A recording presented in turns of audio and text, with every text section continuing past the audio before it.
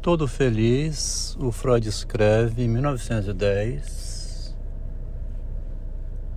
acho que é 1910, a Eduard Silverstein, que nós estamos estudando, né, as cartas do jovem Freud, aos 16 anos, a esse rapaz Eduardo, em 1872, 28 mais 10, 38 anos depois, então, com 16, né? Ele está com 54 anos, o Freud. 38 anos depois, ele escreve o Eduardo Silverstein, que tinha estado nos Estados Unidos para dar uma palestra sobre a psicanálise. Ele fala que tinha criado um método de tratamento novo dentro da medicina, fala que tem seguidores, que tem pacientes. Em 1928, o Freud remete uma carta para a Associação Judaica. O Silverstein morreu em 1925 e tinha algum evento lembrando a morte dele e a ligação que Freud tinha com esse judeu. Quando Freud escreve em 1910, é como se ele dissesse: tá vendo? Eu não sou ninguém. Eu sou uma pessoa importante. Eu inventei uma novidade dentro da medicina. Eu criei algo novo e útil para o ser humano. Quer dizer, ele tem orgulho dele mesmo, que informa ao amigo a quem escrevia cartas íntimas, reservadas, que ele teve sucesso na vida. Esse sucesso, né, da criação do que chamaram depois um método de tratamento, que o próprio Freud, de certo modo, desqualifica lá em 1936, dizendo que eram respostas ao jovem angustiado. Que a gente só sabe disso encontrando o homem por trás da obra, né? Como se diz também. O ser humano por trás do mito. Também numa carta a Marta, esposa dele, 1984, parece a carta, tem que localizar, né? Eu estava lendo aqui na edição francesa das cartas do jovem Freud. Trouxeram alguns dados a mais. Também tem essa carta na edição espanhola. Não tem na edição em português nem em inglês. O que tem? Tem uma carta a Marta, onde ela fala, o Freud fala bastante desse amigo a quem ele se abria, trocava confidências.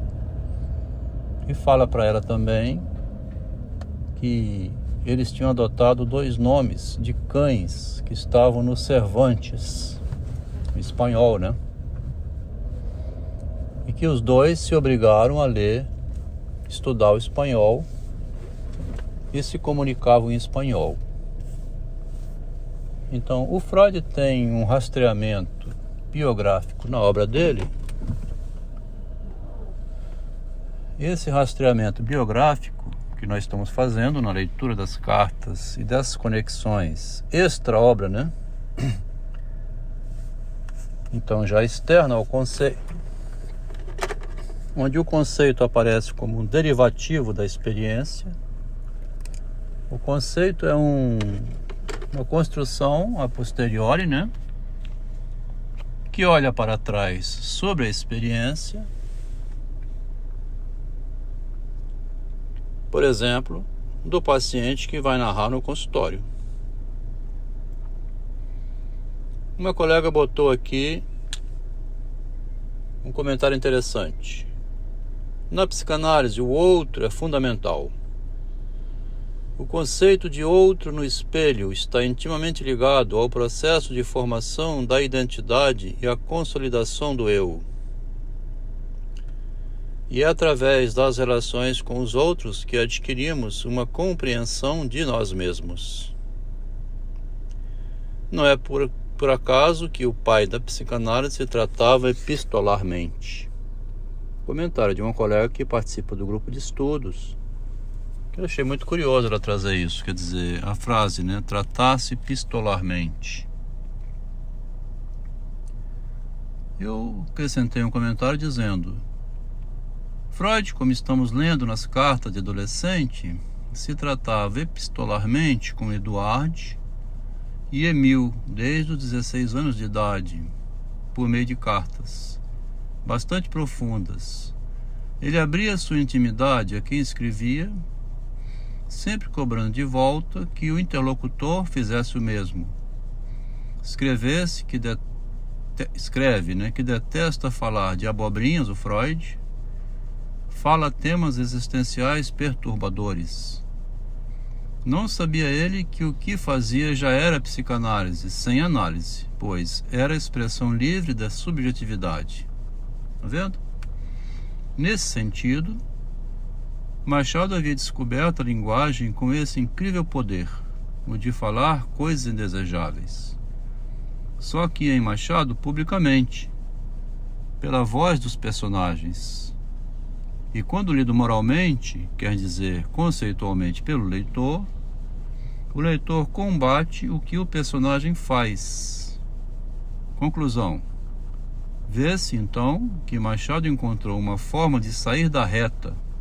O leitor bate no personagem e não no autor. Se você quiser então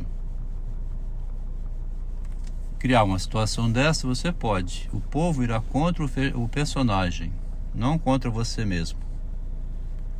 Por quê? Porque você falar um eu pessoal em nome próprio, virão contra você. Então, se você sofre de um mal, sofre de um problema de perseguição e tenta narrar isso, vão massacrar você. Você tem que usar personagens.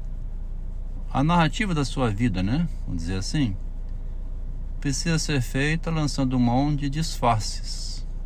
Porque se for você mesmo, irão atacar você frontalmente. Então fica a questão que vem sendo tratada, né? Já há algum tempo nesses podcasts, que é: se você está sofrendo uma situação num relacionamento e publica isso, tem dois lados. Se é uma mulher que publica, a sociedade vai toda contra o marido e não contra ela. Se for o marido que publica, mais uma vez a sociedade vai contra ele e não contra ela. Se ele aparecer em público denunciando o que ele sofre no relacionamento, vão chamá-lo de misógino, machista, pessoa doente que precisa de tratamento.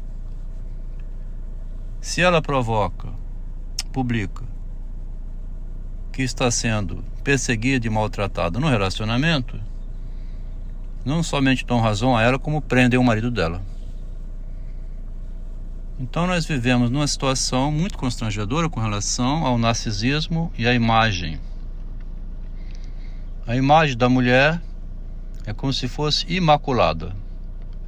E o que ela diz já é verdade desde o início, não é questionado.